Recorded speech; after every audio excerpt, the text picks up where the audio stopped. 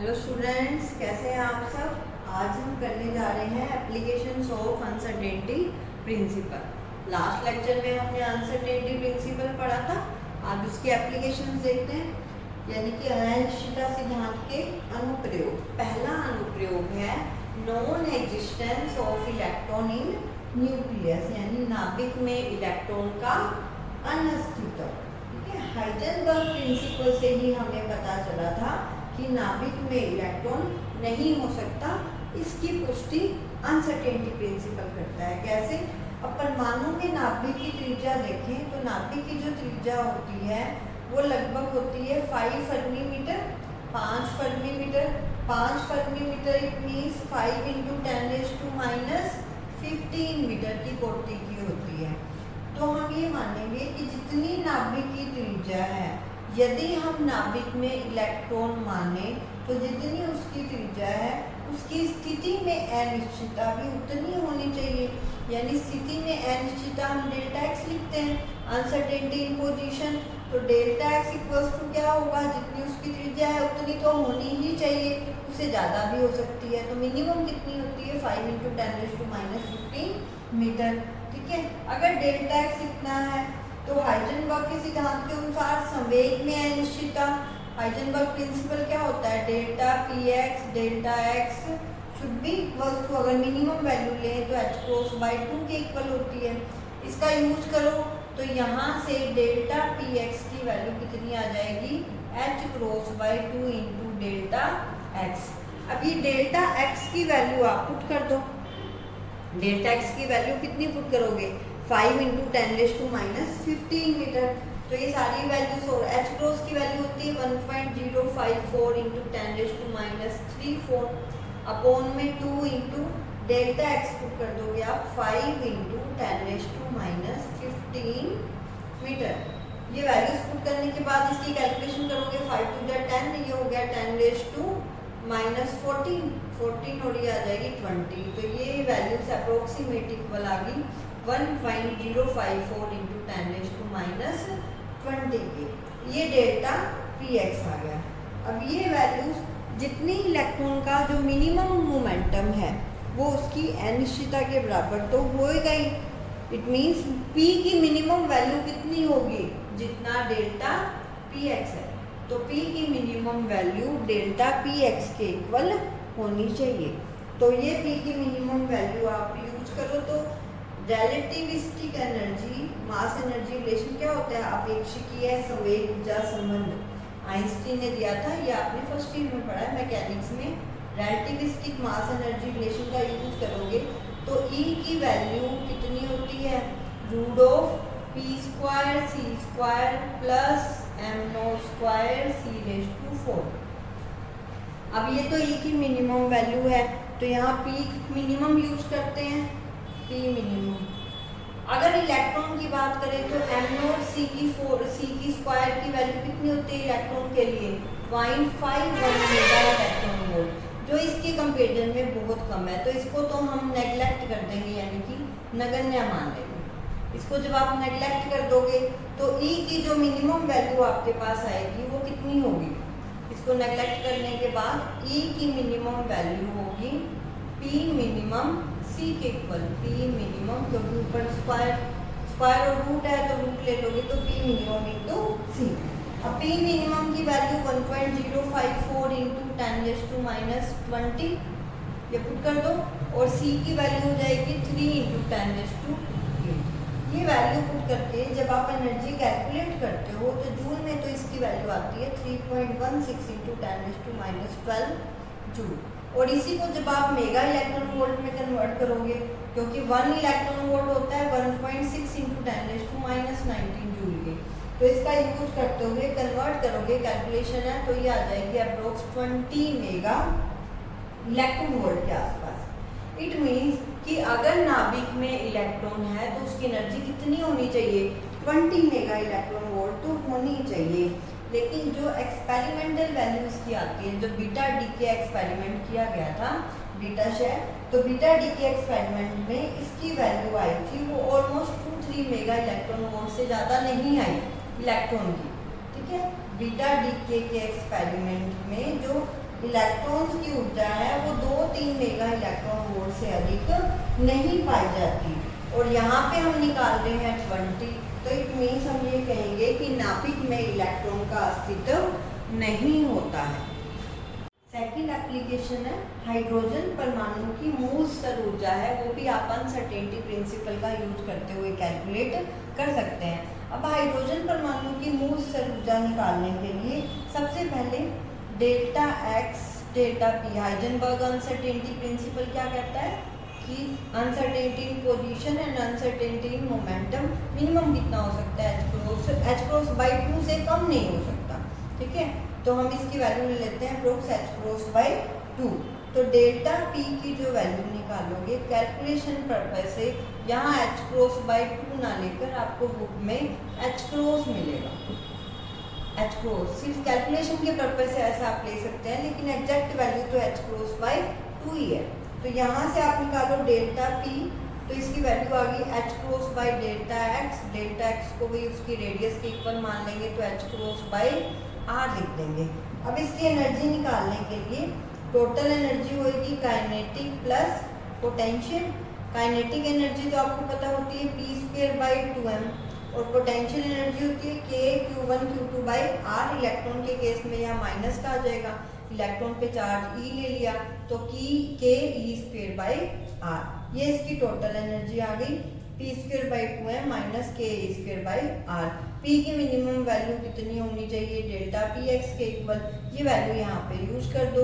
तो H cross का square ये हो जाएगा अपॉन में 2m आर स्क्वायर माइनस के ई स्क्वायर बाई आर।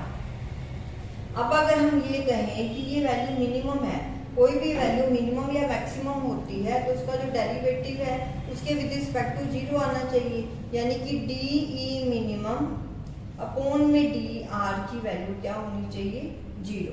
तो इसका आप डिफरेंशिएशन कर दो, डी ई मिनिमम अपॉन में डी आर कितना आ जाएगा डिफरेंशिएशन करने के बाद। तो डी ई मिनिमम इसी का डिफरेंशिएशन करना है, के स्क्वायर बाई आर है, तो D E by D R, बार बार मिनिमम वर्ड्स चाहे तो नहीं लिखो, equals to H cross square upon में 2m आर स्क्वायर का करेंगे तो -2 अपॉन में r रेज़ टू 3। और यहाँ -1 अपॉन आर का करोगे तो 1 अपॉन आर का होता है -1 अपॉन आर स्क्वायर, ये हो जाएगा प्लस का के ई स्क्वायर अपॉन में आर स्क्वायर। ठीक है, ये वैल्यू आ गई, इक्वल्स टू 0 होना चाहिए, इक्वल्स टू 0 पुट कर दो तो आपके पास रिजल्ट मिलेगा के E square by R square equals to 2h cross square upon में 2m r raise to 3। r की क्यूब से एक r कैंसिल कर दो, r की वैल्यू कितनी आ गई, 2 से 2 कैंसिल आउट हो गया, r की वैल्यू होगी h क्रॉस स्क्वायर अपॉन में m के ई स्क्वायर। ये जो वैल्यू r की आई है अब h क्रॉस की वैल्यू पुट कर दो, k की वैल्यू आपको पता 9 × 10⁻⁹ होती है, इलेक्ट्रॉन पे चार्ज 1.6 × 10⁻⁻19 और m आ जाएगा 9.1 × 10⁻31 किलोग्राम। ये सारी वैल्यूज तो आपको पता है, पुट करने की जरूरत नहीं है। जब आप इसको सोल्व करोगे तो ये वैल्यूज आपके पास आती है 0.53 एंगस्ट्रॉम के इक्वल, और ये वैल्यू बोहर रेडियस के बराबर है। अब इस r की वैल्यू का यूज करते हुए आप e मिनिमम की वैल्यू निकालो। यहाँ इसको इस वैल्यू को a नोट से भी लिखा जाता है बोहर रेडियस को। जब इससे आप पुट करोगे e वाली वैल्यू में तो e इक्वल्स टू जो हमने पहले लिखा था वहाँ पुट कर दो h क्रॉस स्क्वायर अपॉन में 2m r था तो यहाँ पे 2m a नोट स्क्वायर हो जाएगा माइनस के E square by a note.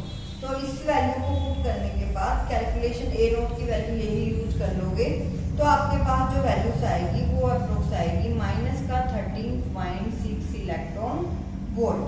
ठीक है, तो अनिश्चितता सिद्धांत से हाइड्रोजन परमाणु के मूल स्तर की ऊर्जा कितनी आई, -13.6 इलेक्ट्रॉन वोल्ट, और जो इसकी एक्सपेरिमेंटल वैल्यू है वो भी इसके इक्वल आती है। तो अनिश्चितता सिद्धांत और न्यूनतम ऊर्जा के अस्तित्व को मानकर किया गया जो आकलन है वो एक्यूरेट आता है। इसका जो नेगेटिव मान है वो नेगेटिव मान स्टेबिलिटी को दिखाता है, यानी स्थायित्व को प्रदर्शित करता है। ये इसकी सेकंड एप्लीकेशन है। अब हम देखते हैं थर्ड एप्लीकेशन है इसकी, आवर्ती दोलित्र की मूल अवस्था ऊर्जा यानी ground state energy of harmonic oscillator. अब कोई भी अगर हम कण ले लें, वो सरल आवर्ती दोलन करता है तो उसकी जो एनर्जी होती है, तो उसकी टोटल एनर्जी एक तो p²/2m kinetic energy plus half kx²। यहाँ पे k की वैल्यू क्या होती है m⍵², p²/2m plus half m⍵02 x², ये एनर्जी होती है। अगर न्यूनतम स्तर में ऊर्जा निकालें तो E मिनिमम कितना हो जाएगा, यहाँ पे डेल्टा px² अपॉन में 2m, क्योंकि मिनिमम वैल्यू p के मिनिमम वैल्यू किसके इक्वल होगी, डेल्टा px के इक्वल होगी। तो यहाँ प्लस में आ जाएगा हाफ m⍵02 और ये हो जाएगा डेल्टा x का होल स्क्वायर। ठीक है, हाइजेनबर्ग अनसर्टेनिटी प्रिंसिपल यूज करते हुए डेल्टा x की वैल्यू होती है h क्रॉस। ठीक है, कैलकुलेशन के लिए चाहे h क्रॉस ले लो, अदरवाइज होती तो h क्रॉस/2 है।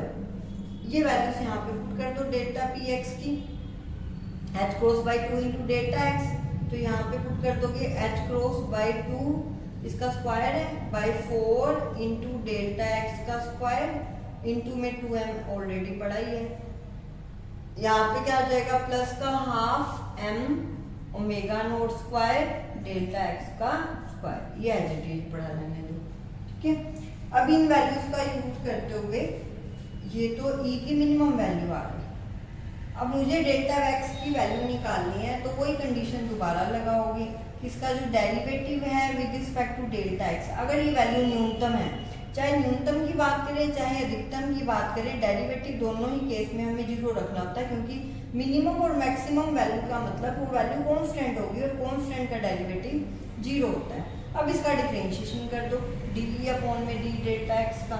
जब आप इसका डिफरेंशिएशन करोगे तो 1 अपॉन डेल्टा x का स्क्वायर का होगा, बाकी तो कांस्टेंट है, तो कितना आ जाएगा h cross square by 4 into 2m, तो एज इट इज पढ़ा रहने दो, इसका हो जाएगा -2 अपॉन में डेल्टा x का होल क्यूब, और यहाँ पे प्लस का half m² plus half m⍵02 delta x की स्क्वायर का करोगे तो 2 इंटू डेल्टा x, 2 से 2 कैंसिल आउट हो गया, ये तो वैल्यू आ गई m⍵² इंटू डेल्टा x। अब इक्वल्स टू क्या रखना है 0, इक्वल्स टू 0 पुट करोगे तो ये वैल्यू क्या आ जाएगी h क्रॉस स्क्वायर, ये ब्रैकेट कंप्लीट नहीं आएगी क्योंकि ये इसके साथ मल्टीप्लाई में है, तो m⍵02 into delta x equals to आ जाएगा h cross square into 2 upon में 4 इंटू 2m डेल्टा x का होल क्यूब, ये वैल्यू आ गई।